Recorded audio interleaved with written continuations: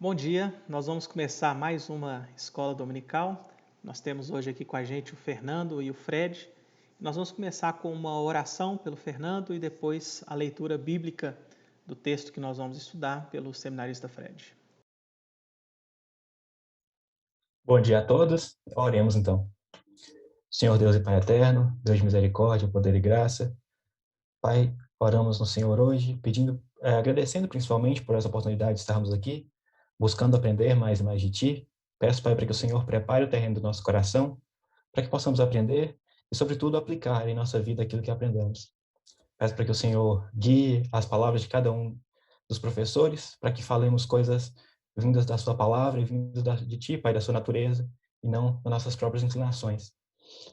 Peço para que o Senhor esteja conosco, nos guiando e, sobretudo, guiando nossas palavras, para que tudo seja de acordo com Sua vontade. Oração que eu lhe faço em nome de Cristo. Amém. Amém. Amém. Deus abençoe a todos, queridos. Bom dia. Vamos ler o texto de Atos, capítulo 4.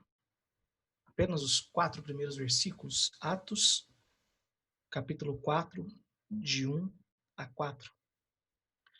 Diz assim o texto. Acompanhe comigo mesmo aí na sua casa. Falavam eles ainda ao povo quando sobrevieram os sacerdotes, o capitão do templo e os saduceus. Ressentidos por ensinarem eles o povo e anunciarem em Jesus a ressurreição dentre os mortos, e os prenderam, recolhendo-os ao cárcere até o dia seguinte, pois já era tarde. Muitos, porém, dos que ouviram a palavra a aceitaram, subindo o número de homens a quase 5.000. Deus abençoe a leitura da sua palavra. Muito bem. Vamos começar então a olhar para o texto. Fred, Fernando, o que mais chamou a atenção de vocês aí?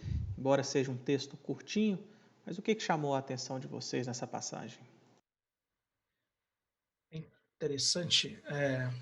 interessante como as coisas vêm se encaixando, né, reverendo? Como o Lucas vem escrevendo e como as coisas começam a fazer mais sentido para nós quando nós conseguimos entender o contexto de uma forma mais ampla, de uma forma mais inteira, né? E quando eu olho para esse texto e o que me chama a atenção exatamente é o que liga no capítulo anterior, no capítulo número 3, que o Fernando falar posteriormente, que é exatamente a relação entre a pregação do evangelho daqueles que recebem e daqueles que rejeitam o evangelho. Aqui fala no texto que os líderes religiosos daquela época, né, a nata religiosa daquela época, ouvindo falar de Cristo, ouvindo falar da ressurreição, exatamente a questão ali dos saduceus, a gente vai falar um pouco mais sobre isso, eles vieram e prenderam aqueles homens. Prenderam Pedro e João, que estavam pregando acerca de Cristo, pregando acerca da ressurreição. E percebe que mesmo num contraste onde Pedro fala, olha, eu não estou falando isso para juízo para vocês, eu estou falando para graça, para que vocês possam se arrepender dos vossos pecados, como ele diz no verso 19 do capítulo 3. E aqui é exatamente isso, a resposta. Nós temos também uma resposta positiva, falará no versículo 4, mas é exatamente esse contraste, sabe? Entre receber o evangelho, aqueles que ouviram falar da graça de Cristo, aqueles que ouviram falar da morte e ressurreição do nosso Senhor e receberam, abraçando pela fé, e aqueles que não ouviram, ou falar a verdade, aqueles que ouviram, mas não receberam em seu coração. Acho que isso que me chama bastante atenção no texto. Muito bem. E você, Fernando, o que chama a sua atenção aí nesse texto? O que mais me chamou a atenção foi exatamente isso que o Fred citou mais ao final, né? Exatamente o contraste entre as pessoas e como elas aceitaram a mesma palavra, né? A mesma pregação e como ela tem ações diferentes na vida de cada pessoa.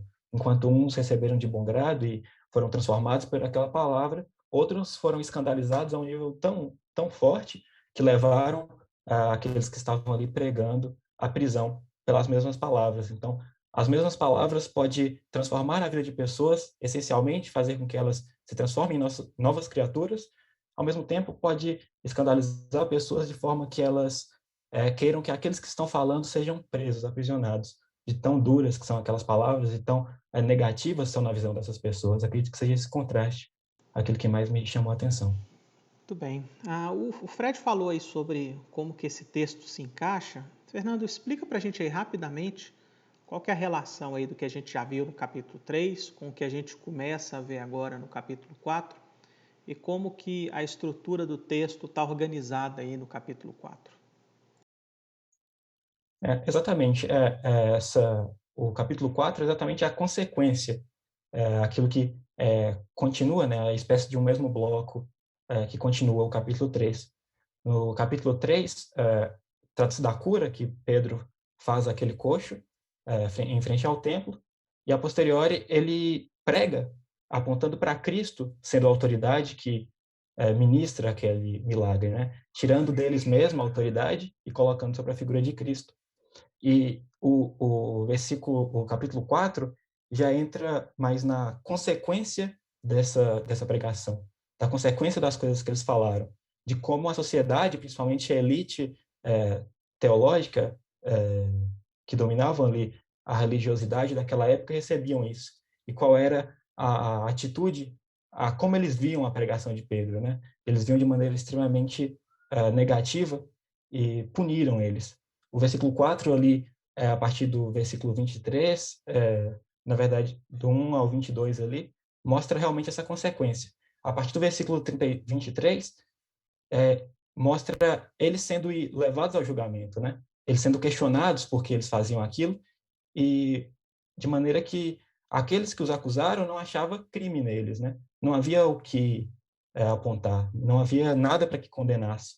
Eles são soltos, e a partir ali do versículo 32 ao 37, eles deixam muito claro como a igreja recebia isso, né? Como a igreja recebia realmente a acusação, como a igreja via essa perseguição. E seria de maneira muito positiva, né? Eles, ao invés de eles ficarem com medo, temerosos frente à perseguição, é totalmente o contrário. Em paralelo com aquilo que Lucas fala em Atos 2, né? Que eles tinham tudo em comum, que a igreja era mais fortalecida. Lucas ainda usa as palavras que eles tinham, era como se eles fossem a mesma alma, o mesmo coração. Então eles sentiam a perseguição todos juntos e se fortaleciam com aquilo, né? Como se soubessem que estavam sendo perseguidos por falarem a verdade e que continuariam a pregar aquilo que eles vinham pregando. Então, realmente, o capítulo 4 é dividido em esses três blocos. Primeiro, a maneira como a elite teológica da época recebia aquilo, após o julgamento deles e nenhuma condenação podendo ser feita sobre eles, e, posteriormente, a igreja recebendo aquilo de maneira muito positiva, vendo com bons olhos a perseguição que eles sofriam. Muito bem, muito bem. Como vocês dois falaram, né, algo que chama a atenção da gente nesse texto é o contraste, justamente, como que uma mesma mensagem pode ter duas respostas, não só diferentes, mas até mesmo antagônicas, né? A resposta de uns é a perseguição, é a rejeição a ponto de perseguir, e a resposta de outros é o aceitar a ponto de se juntar à comunidade cristã. Fred, explica para a gente aí do ponto de vista teológico, como que a gente entende essa mesma mensagem gerando duas reações tão diferentes? Bom, Rev, o evangelho, ele sempre vai causar duas respostas nas pessoas. Nada além disso. Ou o evangelho ele apresenta graça, ou o evangelho ele apresenta juízo. Né? Então, como isso se dá? Vou tentar trabalhar em cima dessa forma. Como isso se dá? Na teologia, nós chamamos isso de vocação. Nós temos a vocação geral, que é o chamado, é a oferta do evangelho a todas as pessoas. Né? Nós não sabemos quem são os eleitos de Deus, nós não sabemos quem são aqueles a quem Deus elegeu antes da fundação do mundo. Por isso nós pregamos o evangelho a todo mundo. Isso é oferta do evangelho. Isso nós chamamos de vocação geral. Nós chamamos as pessoas a se encontrarem com Cristo através da pregação genuína da palavra de Deus. Vocação geral. Pregação do evangelho para todos os homens. Ok. Nós temos uma segunda característica que é a vocação eficaz, que aí não é o homem quem prega é o Espírito Santo de Deus. Então nós temos a vocação geral, que é a oferta do evangelho, e a vocação eficaz, que é a resposta que a pessoa dá ao ouvir o evangelho. Quando essa pessoa, ela, como aconteceu nessa situação aqui, no final, no versículo 4, muitos, porém, dos que ouviram a palavra aceitaram, ou seja, esses muitos foram convencidos, transformados pelo poder do evangelho. O Espírito Santo inundou a mente, o coração dele, mudando a disposição do coração deles para que eles possam abraçar a fé em Cristo Jesus. Então eles tiveram um entendimento, a clareza acerca da pessoa de Cristo. Eles entenderam que Cristo veio, morreu pelos seus pecados, os quais eles são corruptos, completamente pecadores e que carecem urgentemente dessa graça de Deus. Carecem urgentemente da manifestação de Cristo na vida deles. Então, quando o Espírito Santo trabalha no coração da pessoa, quando o Espírito Santo muda a disposição do coração, a pessoa então entende. E o que acontece quando entende? Ela é agregada. Ela se junta à família de Deus. Né? Nós chamamos isso de vocação eficaz. Por quê? Porque não tem como dizer não à ação do Espírito Santo de Deus. Quando Deus chama, ele te convence. Tem até uma frase muito interessante no filme de Paulo, um dos filmes que passou esse tempo atrás de Paulo aí, que ele fala que quando Deus ele vai te encontrar, ele quebra todas as barreiras. Não existe uma defesa sua que fica intacta frente ao chamado de Cristo por meio do Espírito Santo. É a Trindade trabalhando na pessoa para resgatar a pessoa do inferno. Isso nós chamamos de vocação eficaz. O que é isso? É chamar e ele responder positivamente. Um exemplo bem rápido para a gente finalizar. Lídia estava ouvindo a vocação geral. Ela estava ouvindo aquilo que Paulo dizia. Até que Deus rasga, Deus fende o seu coração e ela compreende aquilo que Paulo estava dizendo. Vocação eficaz.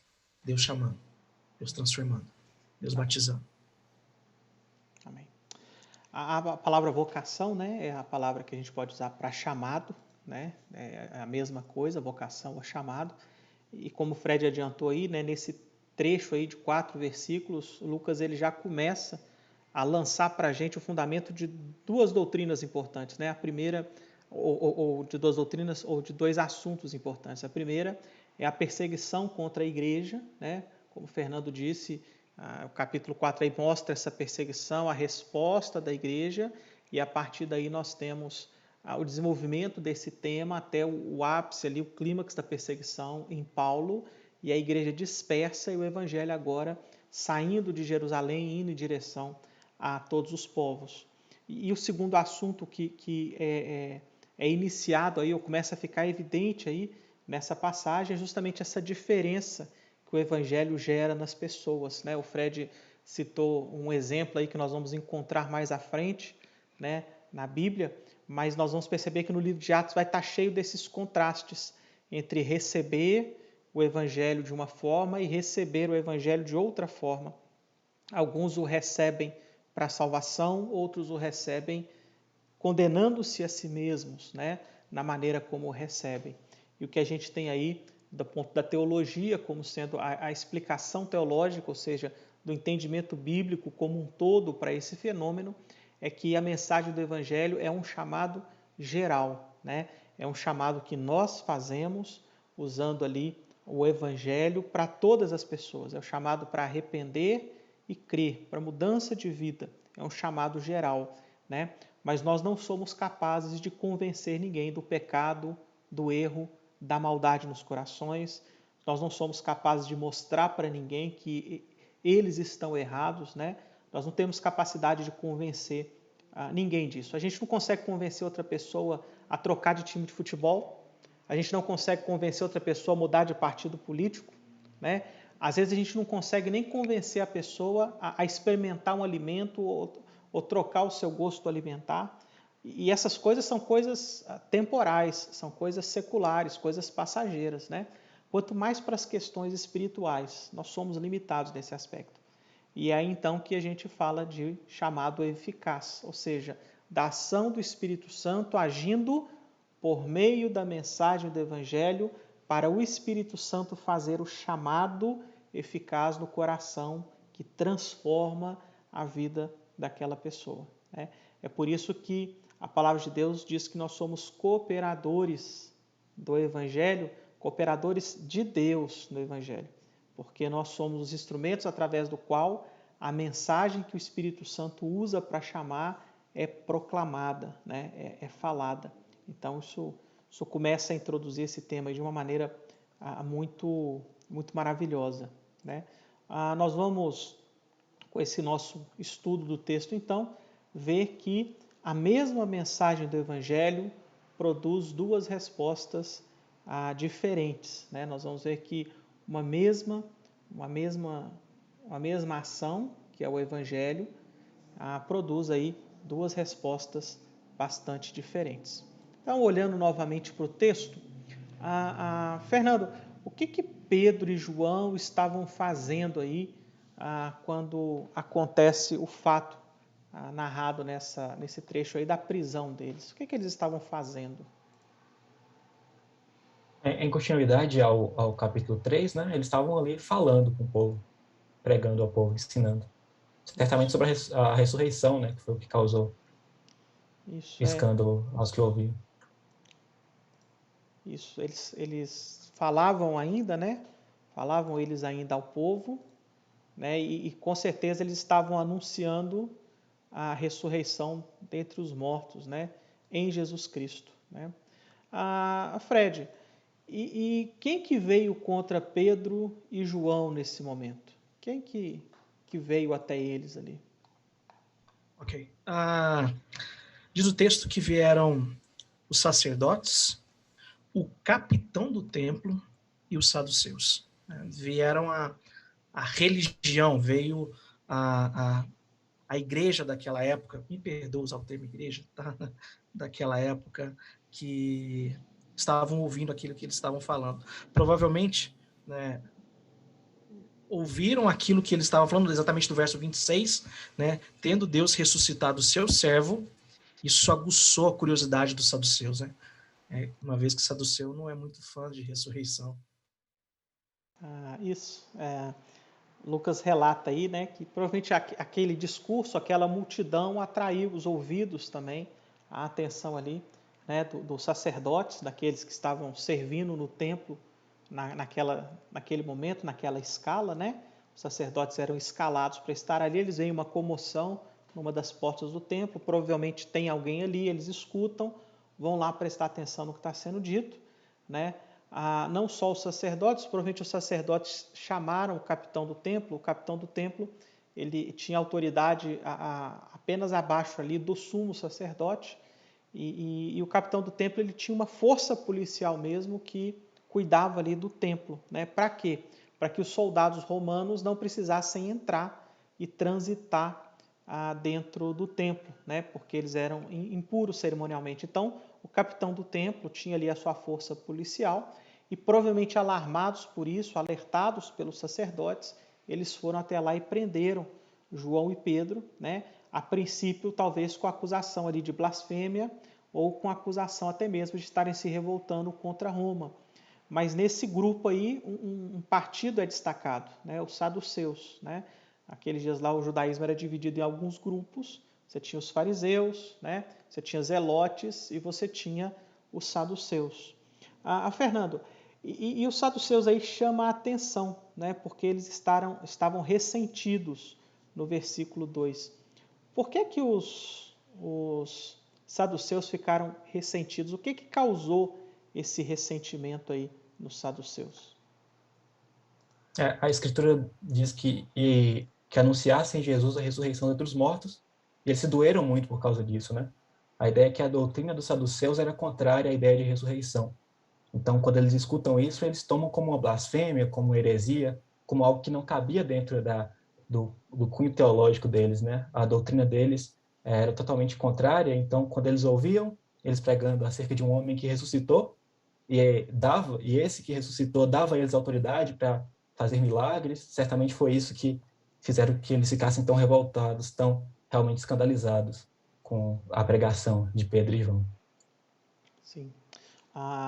Os saduceus, né, dentre esses grupos judaicos, os saduceus era um grupo bastante peculiar, eles só aceitavam o Pentateuco como sendo palavra de Deus, e como no Pentateuco, segundo eles, né, não faz menção à ressurreição, a ressurreição é mencionada em outros escritos do Antigo Testamento, eles então entendiam que a ressurreição não era parte da doutrina que Deus deu para o seu povo.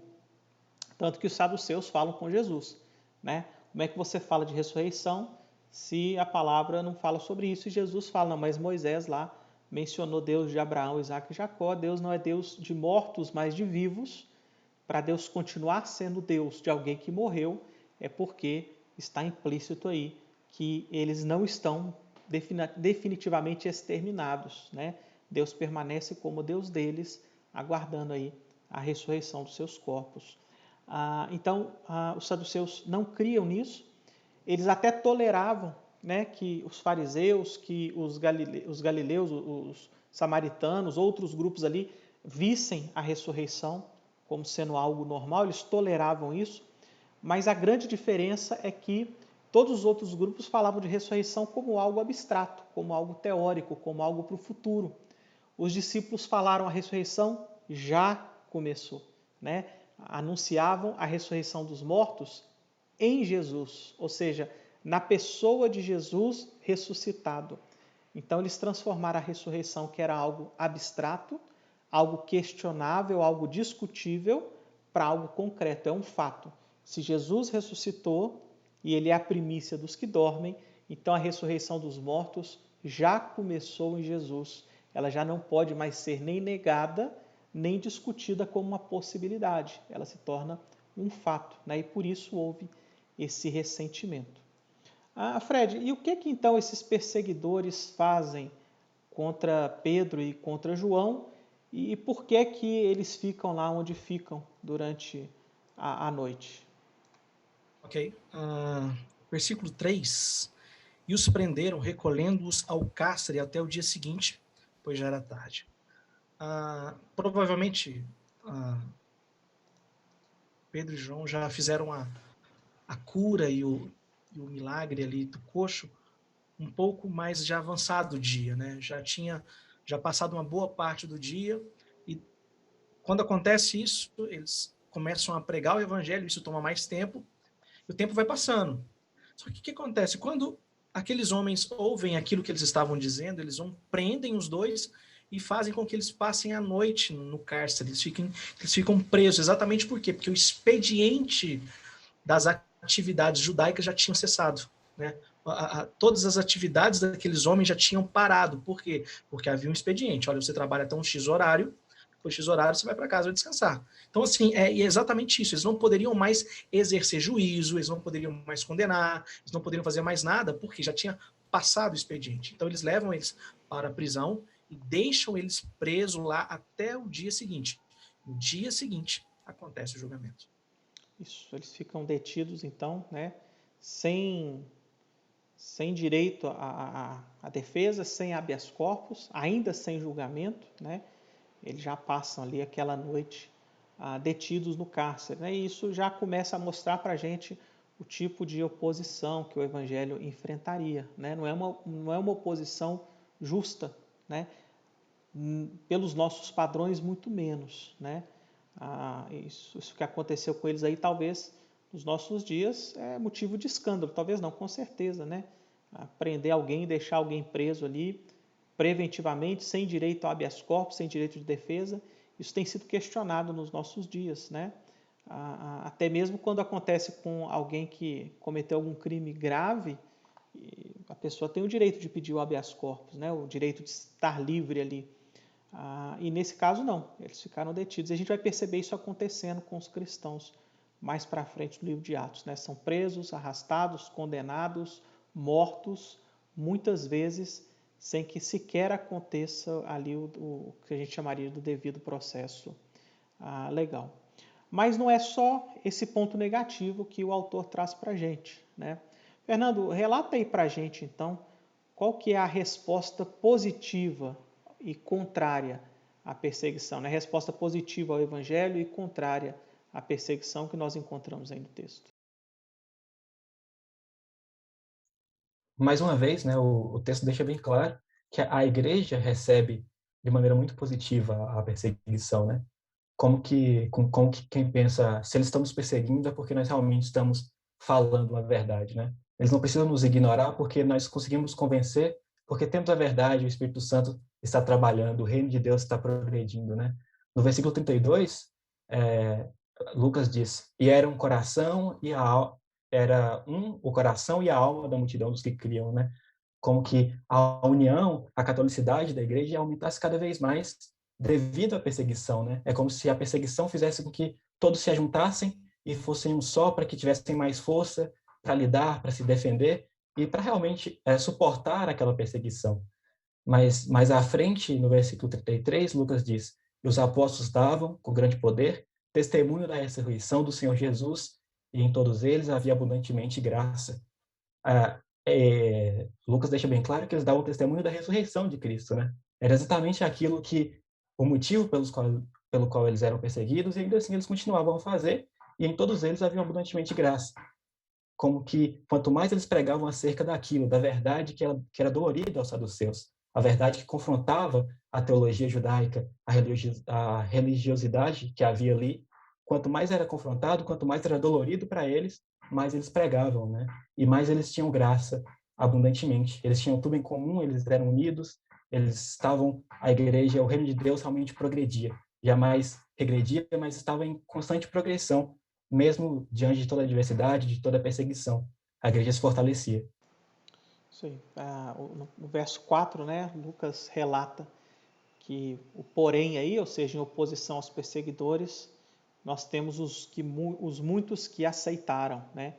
O Fernando mencionou aí que se unem à igreja, que passam a compartilhar uma vida, que passam a orar juntos, que passam a manter o testemunho, que passam a viver em unidade, né? Então, ao mesmo tempo que existe ali uma perseguição, existe aqueles que, ouvindo a palavra, a aceitam, e aceitar aí tem esse sentido de reconhecer que Jesus Cristo é o Messias prometido por Deus, arrepender dos pecados, receber com fé essa verdade, e o resultado é o aumento do número de cristãos ali, de homens, a quase 5.000. Né? Depois do primeiro discurso ali de Pentecostes, houve um acréscimo de 3.000 na comunidade, e agora aqui registra-se um acréscimo de quase 5.000. Né? E menciona aí quase 5.000 homens, porque a contagem naqueles dias seria feita ali por chefes de família, chefes de cabeça. Né?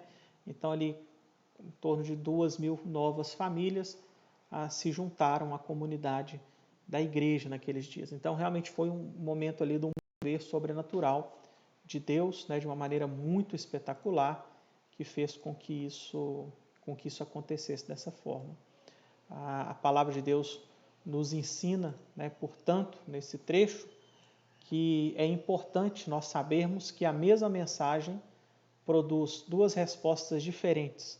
E é importante a gente saber disso para que nós estejamos preparados e conscientes de que o Evangelho terá oposição, apesar de também gerar crescimento, né? São dois lados de uma mesma moeda. A pregação do Evangelho gera crescimento, mas ela também gera oposição. Né? Não vai haver crescimento da igreja sem uma oposição daqueles que rejeitam o Evangelho do nosso Senhor e do nosso Salvador Jesus Cristo. Caminhando então para o nosso encerramento, algumas perguntas de aplicação. Né? Fred ou Fernando, qualquer um dos dois aí pode responder.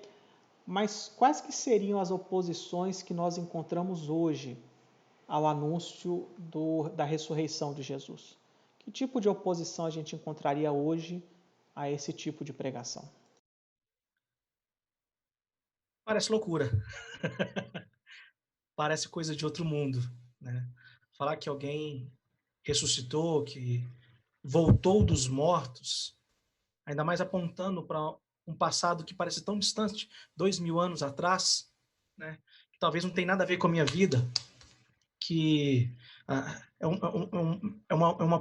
um livro tão obsoleto, né, que não tem nada a ver comigo, né? Ele não tem nada a me ensinar. Né? Mas a grande realidade é que a ressurreição de Cristo ela tem muito a nos ensinar. né? Ela é o ponto nefrálgico da fé cristã, né? A nossa esperança não se limita à sexta-feira da cruz, né? Mas ela chega até o domingo da ressurreição. E é isso que tem que nos impulsionar, né? E talvez a rejeição talvez seja nesse fato das pessoas entenderem e falar assim, eu não consigo compreender isso, eu não consigo compreender lógica nisso, eu não consigo entender como é que isso vai interferir diretamente na minha vida. Uma pessoa ressuscitar, isso tem a ver comigo, tem a ver contigo. Tem a ver contigo, porque se há esperança, porque se ele ressuscitou, há uma garantia, há uma esperança de que eu e você também ressuscitaremos. Como o Senhor mesmo disse. Eu estou atropelando tudo aqui. Como o Senhor mesmo disse, ele é a primícia dos que dormem, né? O coração queima para falar disso. Ele é a primícia dos que dormem, ou seja, ele é o primeiro, né? Ele é aquele que vai abrir a porta para mim e para você. Porque a morte, eu acredito que todo mundo vai enfrentar, ou não sei que Jesus volte agora, mas aqueles que creem serão ressuscitados no último dia em poder e glória e viverão com ele para sempre. Desculpa, eu atropelei tudo. Problema não. Fernando, como o Fred falou, né, dessa maravilhosa verdade aí da ressurreição, que sofre oposição porque parece absurdo, né, mas é central para a nossa fé. Fernando, o que acontece, na sua opinião, com a igreja se a gente deixar de crer e deixar de pregar na ressurreição? Qual que é a importância dessa verdade aí para as nossas vidas? Exato. A ressurreição é uma doutrina muito basilar da nossa fé, né? Não há evangelho se não houver ressurreição. A ideia que vocês já disseram que Cristo seria o primeiro, né? O primeiro entre muitos que haveriam de ressuscitar. E que a morte de Cristo representa a nossa morte e que a ressurreição de Cristo representa também a nossa ressurreição posterior, né? Se o nosso Cristo não ressuscitou, como nós vamos crer que nós iremos ressuscitar? Como nós vamos crer que nós teremos um novo corpo glorificado? Não há cristianismo sem a ideia de ressurreição, né? Quando algumas pessoas costumam analisar, que tendem uma teologia mais liberal, analisar a ressurreição com a visão metafórica, por exemplo. Isso tira totalmente o fundamento da religião cristã, né? Não temos por que crer em um Cristo que veio à Terra, fez algumas pregações, morreu. Sim. Então, o que diferiria Cristo de um filósofo, por exemplo, ou de um imperador romano que subiu ao trono, fez várias coisas, morreu e deu lugar a outro imperador? Nós não cremos em um imperador, nós cremos em um Cristo que subiu ao trono, que foi assunto aos céus e ainda reina, né? Ele, após sentar no seu trono, ele vai estar ali eternamente. Nós cremos nisso, que a ressurreição é essencial ao nível que nós cremos que Cristo está conosco todo esse tempo, que ele está ressurreto, está agindo em nossa vida, que o reino dele progride, né? Nós não somos substitutos da ação de Cristo, como o imperador romano tinha substitutos. Nós somos ainda servos de um rei que está reinando, que reinou e que continuará reinando eternamente. A ressurreição é a essência do evangelho, né? Quando nós pregamos o evangelho, nós sabemos que nós somos pecadores, mas nós cremos que podemos ter nova vida, que podemos morrer e ressuscitar. E se vivemos, vivemos para Cristo, sabendo que nós temos nova vida nele, né? Se Cristo não ressuscitou, não há nova vida para ele, não há nova vida para nós também. Verdade. Como Paulo disse, né? Se Jesus Cristo não ressuscitou, então é vã a nossa fé, que a gente coma e beba, porque amanhã a gente vai morrer, né? Se Jesus não ressuscitou, então a vida é isso aí mesmo. A vida é um planetinha insignificante no universo infinito, seres insignificantes numa linha do tempo de bilhões de anos, né? Seres que não deixam qualquer rastro ou significância para o universo, né?